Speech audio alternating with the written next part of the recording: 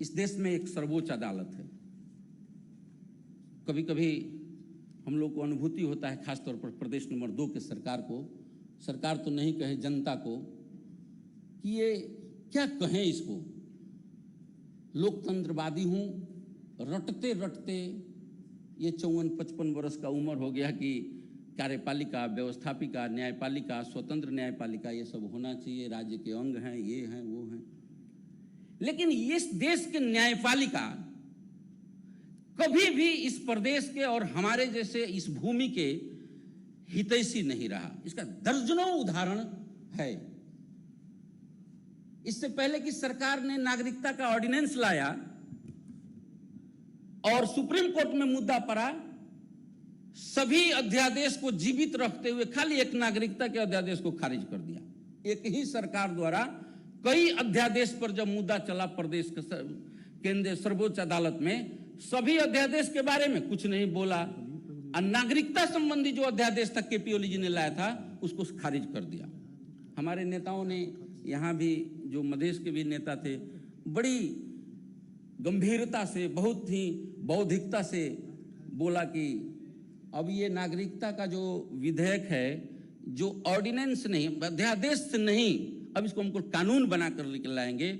और वो कहे हुए भी पुग न पुग 1 साल हो गया, मैं नहीं जानता हूं क्या हो रहा है। मैं खाली सुप्रीम कोर्ट के एटीट्यूड के बारे में बता रहा हूं कि ये इस प्रदेश के जनता और यहाँ के भूगोल के विकास के लिए जब जब बात आता है, सुप्रीम कोर्ट लगता है कि एक पक्ष के रूप में खड़ा हो जाता है। आज उसी प्रकार से इस प्रदेश का सबसे महत्वपूर्ण प्रोजेक्ट में से SIA, second international airport Nijgadh था, और निजगढ़ के बारे में सुप्रीम कोर्ट ने दे दिया पर्यावरण को टेक करके। मैं इस बात से कतई सहमत नहीं हूं। निजगढ़ इंटरनेशनल एयरपोर्ट से मध्य प्रदेश की जनता की समृद्धि जुड़ा हुआ है, यहां के आर्थिक विकास जुड़ा हुआ है। एक प्रदेश में अगर एक इंटरनेशनल एयरपोर्ट मिलता है तो हजारों हजार की संख्या में बेरोजगारी दूर होंगे, यहां के लोगों की आर्थिक अवस्था में व्यापक जीवन में एक परिवर्तन होगा और इस क्षेत्र का व्यापक एक जीवन विस्तार होगा, समृद्धि होगी मध्य प्रदेश का। सुप्रीम कोर्ट एक प्रकार का विपरीत में, ये भाई जहां आपको आदेश देना चाहिए दीजिए ना। रात दिन रेडियो से बोलते हैं, रेडियो नेपाल, रेडियो टेलीविजन से चूरे जोगाऊं देश बचाऊं, और उसमें नेपाल सरकार का बजट मैंने उस दिन सुना, मदन भंडारी मार्ग बनेगा उसी चूरे में, कौन भंडारी मार्ग बनेगा उसी चूरे में। तो आप उस चूरे में बस्ती विकास के लिए प्रोजेक्ट देते हैं, आप उस चूरे में बाटों के लिए पैसा अरबों रुपया लगानी करते हैं, तो चूरे वहां और पर्यावरण वहां नष्ट नहीं होता है। और निजगढ़ में विमानस्थल बनाने के लिए, जबकि वह विमानस्थल बनाने के लिए जितने अध्ययन होना चाहिए था, इस देश के कोई कोना बाकी नहीं है जिस कोना का अध्ययन नहीं हुआ हो। सारे जगह अध्ययन के बाद उस जगह को उपयुक्त छाना गया था। हमारे प्रदेश की समृद्धि, यहां के लोगों का जीवन स्तर, यहां के लोगों का आर्थिक अवस्था, यहां की बेरोजगारिता, यहां की पहचान, सभी से जुड़ा हुआ विषय, और सर्वोच्च अदालत चुटकी बजा करके खत्म करना चाहता है।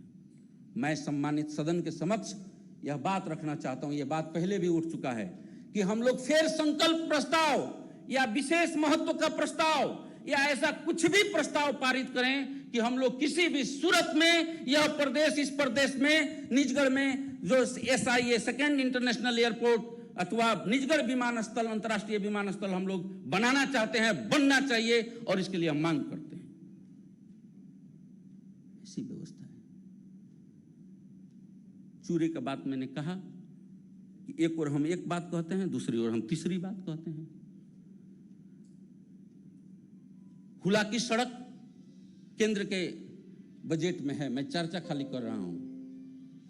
हुला की सड़क का जो बजट विनियोजन का मैंने देखा उस दिन, तो हुला की सड़क के डबल बजट, 1.5 गुना 2 गुना ज्यादा बजट मध्य पहाड़ी राजमार्ग और मदन भंडारी राजमार्ग में है। बनना चाहिए, बने भाई, बनाइए, लेकिन हुला की राजमार्ग को नजरअंदाज क्यों? इतना दिन से फास्ट ट्रैक बन रहा है, तराई मधेश काठमांडू तराई मधेश द्रुत मार्ग, फास्ट ट्रैक, फास्ट मार्ग। उसके प्रति मैं हर साल बजट में सुनता हूं कि 3 साल में कंप्लीट होगा। वो 3 साल सुनते सुनते सुनते सुनते मैं 2064 साल 65 साल में संविधान सभा में था, विकास समिति का मैं सभापति था, कई बार आया। वो 3 साल 15 वर्ष में परिणत हो गया, लेकिन वो 3 साल कभी पूरा नहीं हुआ। क्यों? कि वो मध्य प्रदेश के समृद्धि से जुड़ा हुआ है। फास्ट ट्रैक तराई मधेश का जो काठमांडू से जोड़ने का सड़क और निजगढ़ विमानस्थल, ये दोनों हमारे प्राण के रूप में रहेंगे। इसीलिए नेपाल सरकार से, हालांकि उनके बजट का बात है, और हम लोग को एक पहलकदमी करके राज्य सरकार को एक कोऑर्डिनेशन का भूमिका निर्वाह करके, एक सहकारिता की भूमिका निर्वाह करके, और जो है सो इसको हम लोग को आगे बढ़ाना चाहिए।